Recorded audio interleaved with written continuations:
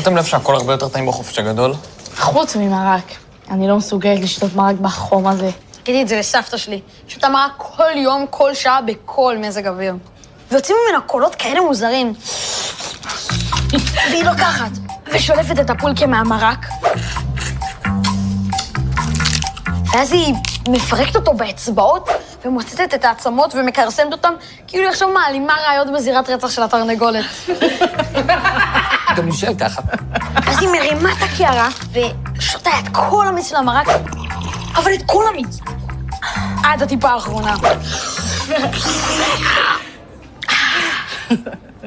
סליחה שאני מפריעה לכם, אבל אתה ממש ילד מצחיק. איך קוראים לך? אני? כן. אופק? אופק, וואו, זה שם יפה. אני צופה לך אופק בטלוויזיה, אופק. באמת שמעתי שהם מחפשים להחליף את בוב מספוג. הוא יותר פטריק. לא, אני לגמרי רצינית, אני מלהקת של סדרות וסרטים, ויש לך נוכחות וכריזמה של שחקן אמיתי. גם ברגע זה יש לי סדרת ילדים חדשה, ויש דמות שממש יכולה להתאים לך. אז חשבתי להזמין אותך לאודישן. מה אתה אומר, זה יכול לעבוד? הבנתי. זו מתיחה של סבתא שלי. איפה היא? לא, אני באמת רצינית. קוראים לי אמירה בוזגלו, וזה בדיוק מה שאני עושה.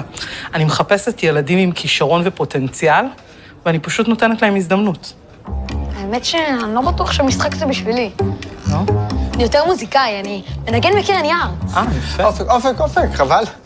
חבל לשלול כל כך מהר. מה, היום אפשר גם וגם, נכון? נכון. גם מוזיקאי, גם שחקן. רן דנקר למשל, זמר מושלם, שחקן מושלם, כותב, מלחין, מנגן. הוא פשוט מושלם. תרגע.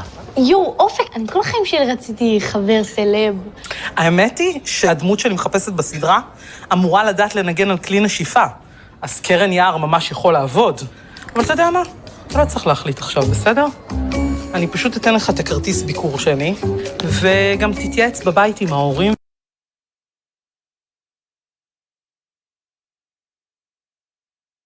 אביב! אתה איתי רצח, זוז משם. כי אני תקוע! תהרוג אותו? יש, איזה ניצחון! זהו, נהרגתי. נמאס לי, ביי. אופק? מה קרה? שוב הפסדתי. זה הכל בגלל המקלדת המחורבנת הזאת. וגם הכרטיס מסך שלי דפוק. זה הכל חדש לגמרי, זה פחות מחצי שנה.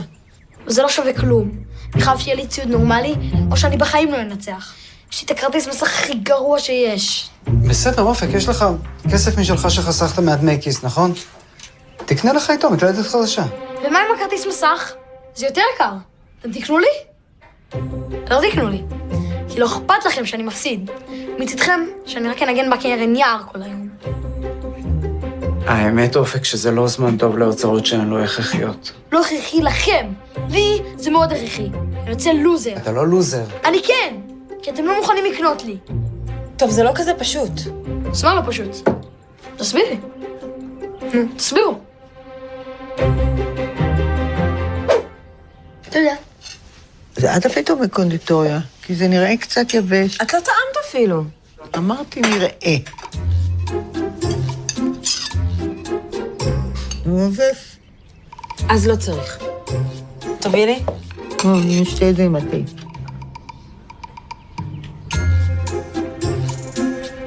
אמא, אופק, אני צריך לספר לכם משהו? אתה יוצא מהארון. סוף, סוף. למה חיכית עד עכשיו? אתה יוצא מהארון? מה, לא, אמא, אני לא יוצא מהארון. פיטרו אותי מהעבודה. מה? אבל למה? אתה עובד ממש טוב. היו קיצוצים בחברה והרשת צמצמה 30% מהעובדים. בטח ייקחו מישהו צעיר, ירוויח חצי מהמשכורת שלך. מישהו צעיר שלא צריך לפרנס משפחה. זה לא נעים. אבל זאת יכולה להיות ברכה ותחפושת. אולי תחפושת של מקבץ נדבות. ממש לא. ההפך. אבא שלך מספיק מוכשר ומספיק צעיר בשביל להמציא את עצמו מחדש. הוא יכול לחפש עוד עבודה בתחום הגלישה, אבל אולי זאת הזדמנות לפתוח את הראש לכיוון חדש בחיים.